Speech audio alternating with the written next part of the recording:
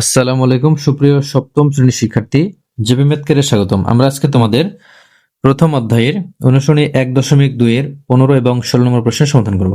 তো প্রথমে 15 নম্বর, এখানে বলা আছে, দেখো 56,728 জন সৈন্য থেকে কমপক্ষে কতজন সৈন্য সরে রাখলে বা তাদের সাথে কমপক্ষে আর কতজন সৈন্য যোগ দিলে সৈন্যদলকে বর্গাকারে সাজানো যাবে। তাহলে আমরা এইটার সমাধান করব। দেখো 15 নম্বর, তাহলে বর্গাকারে সাজানোর শর্ত হচ্ছে এই সংখ্যাটিকে পূর্ণবর্গ সংখ্যা হতে হবে, অর্থাৎ এই সংখ্যার বর্গমূল একটা পূর্ণ সংখ্যা হতে হবে। তাহলে আমরা এই সংখ্যাটির বর্গমূল নির্ণয় করব। তাহলে এখানে আমরা লিখব যে সৈন্য সংখ্যা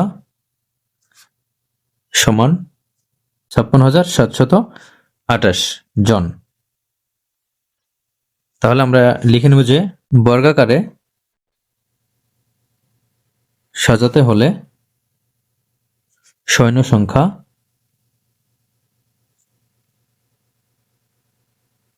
পূর্ণবর্গ সংখ্যা হতে হবে। তাহলে আমরা এই সংখ্যাটি পূর্ণবর্গ না সেটা আমরা দেখব। তাহলে দেখো আমরা এই সংখ্যাটির বর্গমূল করব। তাহলে 5, 6, 7, 2, 8, এখানে এক জোড়া আর এখানে জোড়াবিহীন। তাহলে আমরা এখানে 5-এর কাছাকাছি বর্গ সংখ্যা হচ্ছে 4। তাহলে আমরা 2-কে বর্গ করলে 4 পাবো। তাহলে 2-কে বর্গ করলে 4 হয়। তাহলে এখানে বিয়োগ করলে এখানে হবে 1। তাহলে আমরা পরবর্তী জোড়া এখানে 6, 7 নেবো। তাহলে এখানে 6, 7 নেবো। এখন আমরা এই 2-কে ডাবল করলে এটা হবে 4। তাহলে আমরা 4-এর পরে সংখ্যা নেব, যে সংখ্যা নেব সেই সংখ্যা দ্বারা এবার সম্পূর্ণ সংখ্যাকে গুণ দেব। তাহলে আমরা 4-এর পরে যদি দেখো আমরা 6 নিই, 4, 6 গুণ 6, 276। এটা অনেক বেশি হচ্ছে। আমরা 4-এর পরে 4 গুণ 4 দিলে 176, এটাও বেশি। আমরা 3 বার দেব। তাহলে 4, 3 গুণ 3, 129। তাহলে আমরা 3 বার দিলাম। তাহলে 3 বার দিলে 129। তাহলে আমরা এখানে এখন বিয়োগ করব। তাহলে বিয়োগ করলে আসবে দেখো 129। আমরা 167 থেকে বাদ দিলে এখানে আসবে 38। তাহলে এখানে 8 আর এখানে 3। তাহলে আমরা এখন পরবর্তী সংখ্যা নামাবো। তাহলে পরবর্তী সংখ্যা হচ্ছে 2, 8।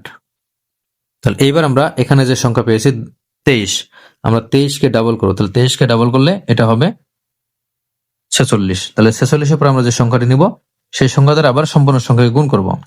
তাহলে দেখো আমরা 46-এর পরে 46 আমরা যদি 6 নিই, গুণ 6 দিলে এটা হচ্ছে 2796। এখানে আছে 3800। তাহলে আমরা এর বেশিও দিতে পারি। তাহলে এখানে আমরা 66-এর পরে যদি আমরা 8 দেই, গুণ 8 দিব 3744। হ্যাঁ, এটাই হবে। তাহলে এখানে আমরা 8 বার দিয়েছি, তাহলে 8 হবে। এখানে 8 আর সংখ্যারে 3000। তাহলে এখানে 3744। তাহলে এখানে আমরা বিয়োগ করলে এখানে আসবে, দেখো এখানে 4 আর এখানে 8, তাহলে 84। তাহলে আমরা এখান থেকে বলতে পারি যে এই সংখ্যাটি থেকে এটা কিন্তু অবশিষ্ট সংখ্যা, এরপরে কিন্তু আর পূর্ণবর্গ সংখ্যা হওয়ার সুযোগ নেই। তাহলে এটা কিন্তু অবশিষ্ট সংখ্যা। তাহলে এই সংখ্যা থেকে যদি 84 জনকে বাদ দেওয়া হয়, তাহলে 84 বাদ দিলে কিন্তু সেটি পূর্ণ সংখ্যা বা পূর্ণবর্গ সংখ্যা হবে। তাহলে আমরা বলতে পারি যে সৈন্য সংখ্যা হতে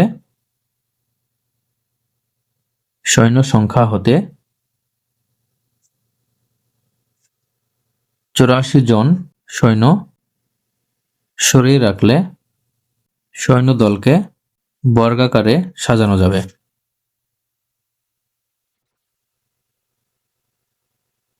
এবার কিন্তু শুধু বাদ দিতে বলা হয়নি, এখানে বলা হয়েছে কতজন সৈন্য সরিয়ে রাখলে বা কতজন সৈন্য যোগ দিলে। তাহলে যোগ দেওয়াটাও আমাদের কিন্তু করতে হবে।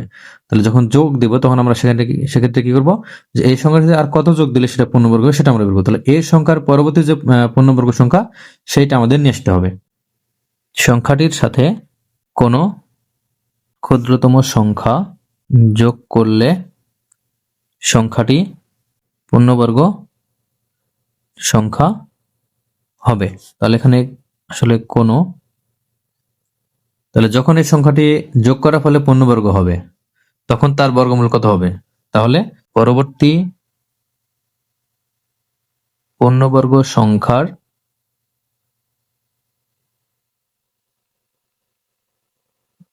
বর্গমূল হবে তাহলে এই সংখ্যার বর্গমূল 238।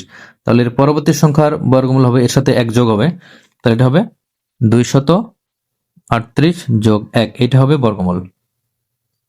তাহলে সমান 239। তাহলে 239 যদি বর্গমূল হয় তাহলে এর বর্গ কত হবে? তাহলে 239 এর বর্গ সমান আমরা 239 কে গুণ করব 2 বার। 239 গুণ 239 সমান, দেখো এখানে কত হবে, 239 গুণ 239 সমান 57,121। এটা হচ্ছে 57,121। তাহলে এই সংখ্যার কিন্তু পরবর্তী সংখ্যা বর্গমূল হবে। এই সংখ্যা পর্যন্ত শূন্য নিয়ে আসতে বা এই পরিমাণ শূন্য হতে হলে এখানে আমাদের এই সংখ্যাটির সাথে আরো কত যোগ দিতে হবে সেটা কিন্তু বের করলেই এর যোগ করা সংখ্যাটি চলে আসবে। আমরা কি করব, এই সংখ্যাটি থেকে আমরা এই সংখ্যাটি বিয়োগ করব। তাহলে এখানে আমরা লিখব যে সুতরাং পূর্ণবর্গ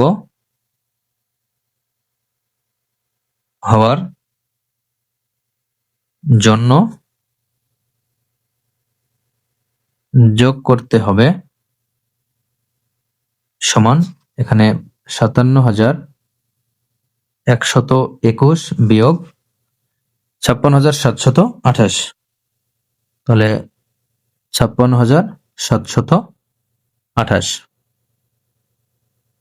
জন। তাহলে এখানে বিয়োগ করলে আসবে দেখো 57,121 বিয়োগ 56,728, তাহলে 393। তাহলে এখানে হবে সমান 393 জন। তাহলে এখানে যোগ করতে হবে কি 393 জন যোগ করতে হবে। তাহলে আমরা এখানে লিখবো যে সুতরাং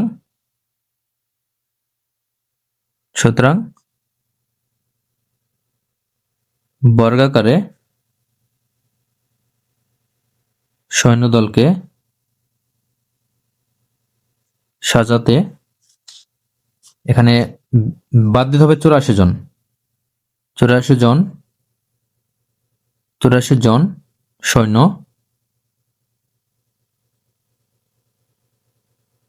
সরিয়ে রাখতে হবে,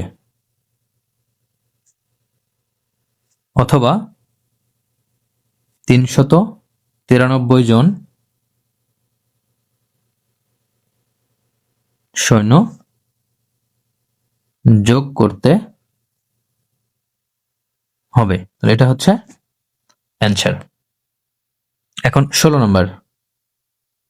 তো দেখো 16 নম্বর বলা আছে যে কোনো বিদ্যালয়ের 2704 জন শিক্ষার্থীকে প্রাত্যহিক সমাবেশ করার জন্য বর্গাকারে সাজানো হলো।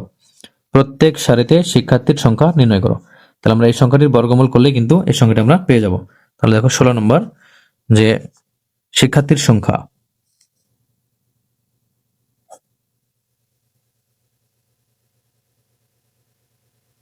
সমান 2704 জন।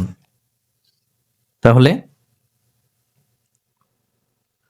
এখানে আমরা যদি এর বর্গমূল করি তাহলে এখানে আমরা লিখব 2704। আমরা এর বর্গ করলে দেখো এখানে 1 জোড়া, এখানে 2 জোড়া, তাহলে 27 এর কাছাকাছি বর্গ সংখ্যা হচ্ছে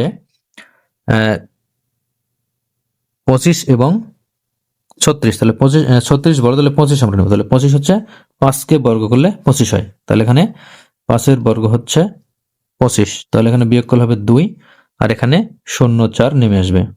তাহলে আমরা এখন কি করবো, এই 5 কে ডাবল করে এখানে আমরা লিখবো 10। তাহলে 10 এর পর আমরা যে সংখ্যা নিব সেই সংখ্যাটি দিয়ে আবারও সম্পূর্ণ সংখ্যাকে গুণ করব। তাহলে আমরা 10 এর পরে 2 নিলে হতে পারে, আমরা দেখবো যে 10 এর পর আমরা 2 নিব, 10 2 গুণ 2, দেখো 204 মিলে গেছে। তাহলে এখানে আমরা 2 বার নিয়েছি। তাহলে 10 এর পরে 2, এখানে 2, তাহলে এখানে 2 দ্বারা গুণ করার ফলে হয়েছে 204। তাহলে এর বিয়োগফল 0। তাহলে এটা কিন্তু পূর্ণবর্গ সংখ্যা। তাহলে এখানে আমরা লিখতে পারি যে বর্গের সাজাতে এখানে সারির সংখ্যা 52, প্রত্যেক সারির শিক্ষার্থীর সংখ্যা 52 জন। যেহেতু এটা আমাদের অ্যান্সার, তাহলে আমরা লিখবো সুতরাং প্রত্যেক সারির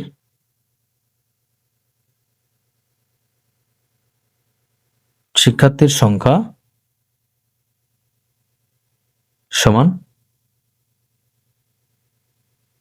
52 জন। এটা হচ্ছে অ্যান্সার। আজ এ পর্যন্তই। ধন্যবাদ।